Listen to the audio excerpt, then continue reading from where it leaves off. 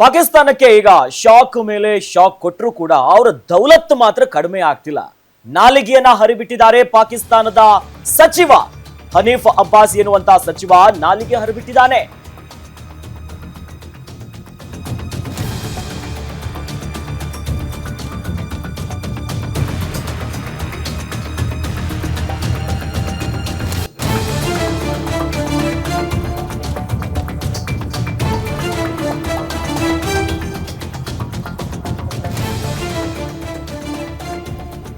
ಭಾರತಕ್ಕೆ ಪರಮಾಣು ಬಾಂಬಿನ ಬೆದರಿಕೆಯನ್ನ ಹಾಕಿದ್ದಾನೆ ಪಾಕ್ ಸಚಿವ ಒಬ್ಬ. ಸಿಂಧು ಜಲ ಒಪ್ಪಂದ ಸ್ಥಗಿತಗೊಳಿಸಿದ್ದಕ್ಕೆ ವಾರ್ನಿಂಗ್ ಅನ್ನ ಕೊಡ್ತಿದ್ದಾರೆ. ನಾವು ದೇಶದಲ್ಲಿ ಪರಮಾಣು ಶಸ್ತ್ರಾಸ್ತ್ರದಲ್ಲಿ ಇದ್ದೀವಿ, ನಮ್ಮ ಹತ್ರನೂ ಇದೆ, ನೀರೆಲ್ಲಾದ್ರೂ ನಿಲ್ಲಿಸಿದ್ರೆ ಯುದ್ಧಕ್ಕೆ ಸಿದ್ಧರಾಗಿ ಅನ್ನೋದಾಗಿ ಪಾಕಿಸ್ತಾನದ ಸಚಿವ ಹೇಳ್ತಿರೋದು. ಅಬ್ಬಬ್ಬಬ್ಬ ನೋಡಿ ಪಾಪರಾಗಿರೋ ದೇಶದಲ್ಲಿ ಇಂಥ ಪರಿಸ್ಥಿತಿಯಲ್ಲಿ ಹೆಂಗ ಆಡ್ತಿದ್ದಾರೆ, ಅವ್ರ ಮಾತುಗಳು ಹೆಂಗಿದೆ ಅನ್ನೋದಾಗಿ ಗೊತ್ತಿಲ್ಲ. ಮುಂದೇನಾಗತ್ತೆ ಅನ್ನೋದು ಇನ್ನ ಕೂಡ ಸರಿಯಾಗಿ ಬಿಸಿ ತಾಗಿಲ್ಲ. ಹಾಗಾಗಿನೇ ಈ ಪರಿಸ್ಥಿತಿಯಲ್ಲಿ ಸಿಂಧು ನದಿಯ ಒಪ್ಪಂದ ಏನಿತ್ತು ಅದನ್ನ ನಿಲ್ಸಿರೋ ಕಾರಣಕ್ಕೋಸ್ಕರ ಈಗಾಗಲೇ ಪಾಕಿಸ್ತಾನದ ಸಚಿವ ಒಬ್ಬ ರಕ್ತ ಹರಿಸ್ತೀವಿ ಅನ್ನೋ ಒಂದಿಷ್ಟು ಮಾತುಗಳು ಕೇಳಿ ಸಿಂಧು ನೀರ್ ಕೊಟ್ಟಿಲ್ಲ ಅಂದ್ರೆ ನಾವು ರಕ್ತ ಹರಿಸ್ತೀವಿ ಅಂತ.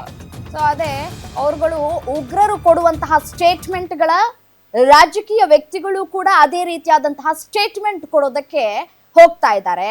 ಅಲ್ಲಿ ರಕ್ತವನ್ನೇ ನೋಡ್ಕೊಂಡು ಬೆಳೆದಂತವ್ರಿಗೆ ಆ ರೀತಿಯಾದಂತಹ ಹೇಳಿಕೆ ಕೊಡೋದೇನ್ ಹೊಸದೇನಲ್ಲ. ಹಾಗಾದ್ರೆ ಏನ್ ಹೇಳಿದ್ರು ಸಚಿವರು ನೋಡ್ತಾ ಹೋಗ. उन्होंने कह दिया ना कि अगर हमारा पानी बंद करेंगे तो फिर जंग के लिए तैयार हो जाएं। ये जो गोरी, शहीन, गजनवी, ये चौकों में सजाने के लिए नहीं हमने रखे हुए, ये हमने हिंदुस्तान के लिए रखे हैं बाबा। ये जो 130 एटॉमिक हमारे पास वेपन है वो हमने सिर्फ मॉडल बनाने के लिए नहीं रखे हुए, और आपको पता ही नहीं कि हमने पाकिस्तान के किस किस हिस्से में रखे हुए हैं। ये दुनिया भी जानती है, आप भी जानते हैं, वरना आप तो इतने मक्कार बनिए हैं कि अभी तक पाकिस्तान के ऊपर कई दफा हमलावर हो चुके होते आप। उन्होंने कह दिया ना कि अगर हमारा पानी बंद करेंगे तो फिर जंग के लिए तैयार हो जाएं।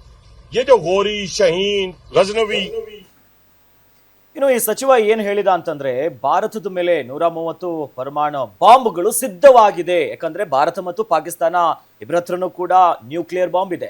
ಈತ ಹೇಳಿರೋದು ಭಾರತಕ್ಕೆ, ಸಚಿವ ಈತ ಹನೀಫ್ ಅಬ್ಬಾಸ್ ಏನೋ ಈತ ಭಾರತಕ್ಕೆ ಈತ ಬೆದರಿಕೆ ಹಾಕ್ತಿರೋದು. ನಾವು ಬಾಂಬ್ ಹಾಕು ಬಿಡ್ತೀವಿ, ನಮ್ಮ ಹತ್ರ ಇದೆಯಲ್ಲ, ಸುಮ್ಮನೆ ಇರೋದಲ್ಲ, ಈ ನೀರನ್ನ ನಿಲ್ಸಿದ್ರೆ ಭಾರತ ಸರ್ಕಾರ ಯುದ್ಧಕ್ಕೆ ಸಿದ್ಧ ಆಗಬೇಕು.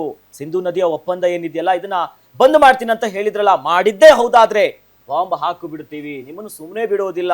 ನಮ್ಮಲ್ಲಿರುವಂತಹ ಉಪಕರಣಗಳು, ಕ್ಷಿಪಣಿಗಳೆಲ್ಲವೂ ಕೂಡ ಪ್ರದರ್ಶನಕ್ಕೆ ಇಟ್ಟಿಲ್ಲ ಅಂತ ಹೇಳ್ತಾ ಇದ್ದಾರೆ. ನಮ್ಮ ಹತ್ರನೂ ಕೂಡ ಪರಮಾಣುಗಳಿದ್ದಾವೆ, ನಮ್ಮ ಹತ್ರನೂ ಕೂಡ ಉಪಕರಣಗಳು ಕೂಡ ಇದ್ದಾವೆ. ಭಾರತ ಏನು ನೀವು ಹೇಳಿದ್ದೆಲ್ಲ ಕೇಳ್ಕೊಂಡು ಸುಮ್ಮನೆ ಕೂರುತ್ತೆ ಅಂತ ಅನ್ಕೊಂಡಿದ್ರೆ ಅದು ನಿಮ್ಮ ಮೂರ್ಖತನದ ಪರಮಾವಧಿ ಅಷ್ಟೇ.